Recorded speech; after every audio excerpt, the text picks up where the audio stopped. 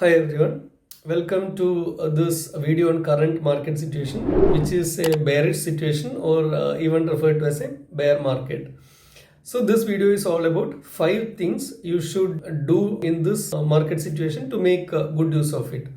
The first and foremost is to keep your emotions under control.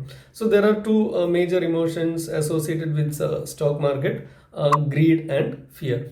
In general, a bearish phase is always accompanied by plenty of bad news. We will see stock prices keep on falling, and the sentiment, the overall market sentiment, also takes a U-turn. And what will happen is that over a period of time, it will induce fear in the minds of investors and eventually force them to get rid of their holdings or even completely stay away from the market. But the reality is that it is only during these bearish phases that we get opportunity to buy stocks at attractive prices or rather attractive valuations. These emotions actually play the spoils further. It is the greed that prevents investors from booking out profits during bullish phase. Similarly, the opposite emotion, fear, actually deters investors from buying during the bearish phase. So it is actually very important to bring these emotions under control to make best use of this situation.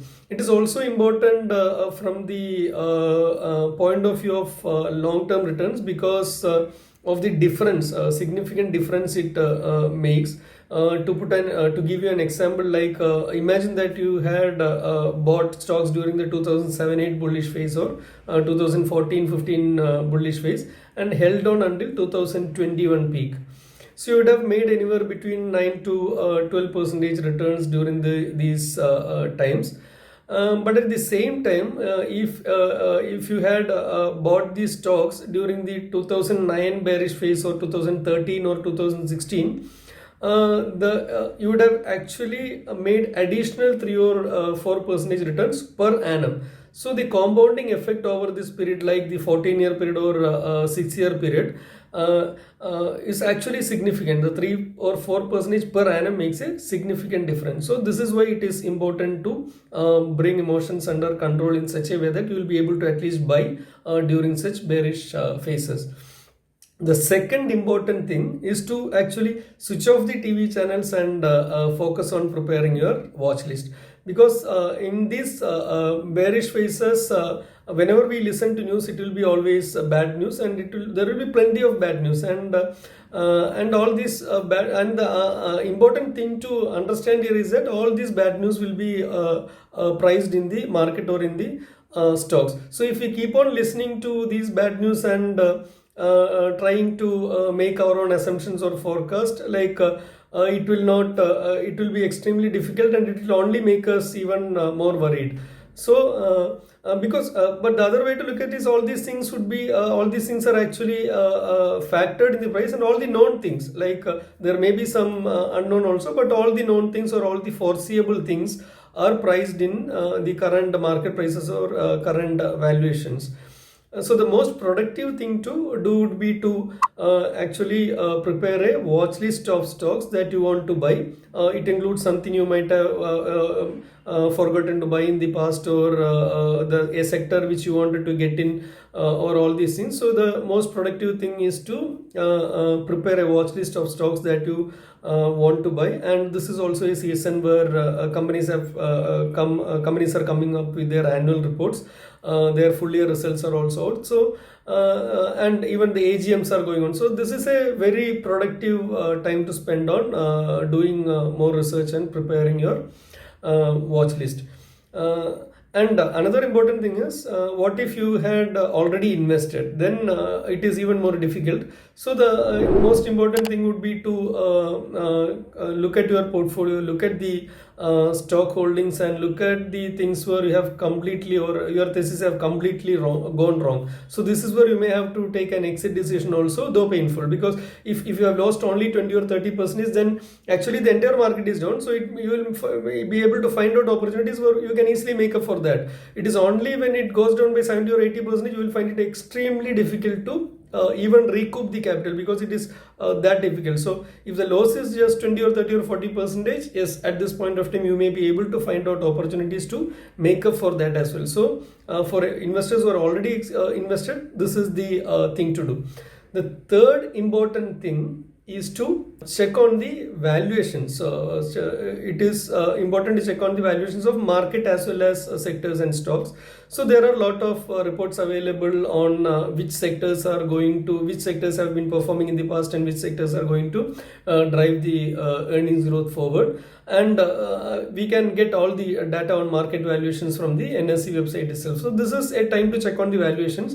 And here the one important thing is actually to stay away from the recently IPO'd stocks, or even the stocks or sectors that have been in the limelight. Because here what is important is that we have actually heard all the good news about them. We have actually listened to all the good things about them recently, but we actually don't know what can go wrong. We are completely ignorant of what can actually go wrong on these kind of new age companies or new things that have come to the market.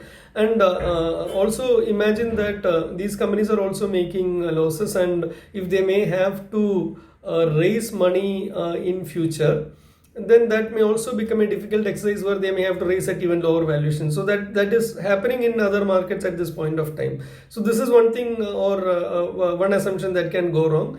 And the other thing is, like, if we have to take cues from the past, it would be the infrastructure sector of the 2008. So at that point of time, everything was rosy for them. They were getting orders, the pipeline is robust, the government was committed to build infrastructure, all these things were good. But later on only we started seeing the bad things. Like it was the story was entirely built upon the order book, or the order increases, or the order wins.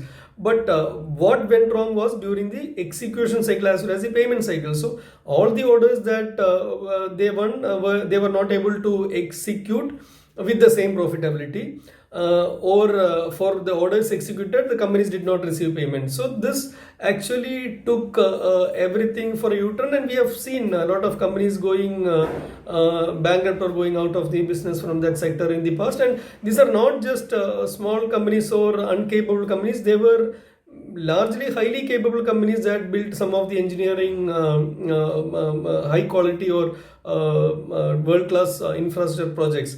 So this is why it is actually, it may be important to first check on the valuations and stay clear from spaces where that have recently come up with IPO at the height of a positive sentiment at super rich valuations and all, because for the simple reason that we actually don't know what can go wrong with them.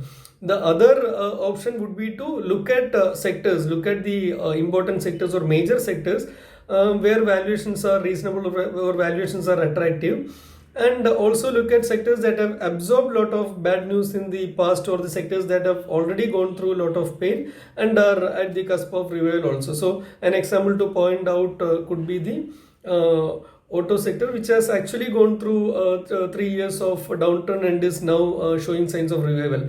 So we have also recently come out with our auto plus plus small case to play this revival theme. It is not only about this revival, but the sector is also going through a transformation with electrification and increased use of electronics and software and all. So this is a portfolio like we have created recently, we have launched recently in small case to play the revival as well as the transformation. So you can check on that. We will give the link to that in description below.